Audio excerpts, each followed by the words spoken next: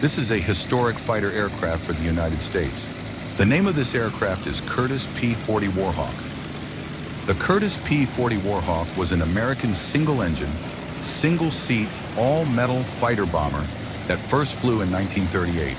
The Warhawk was used by most Allied powers during World War II and remained in frontline service until the end of the war. Subscribe if you like this historic aircraft.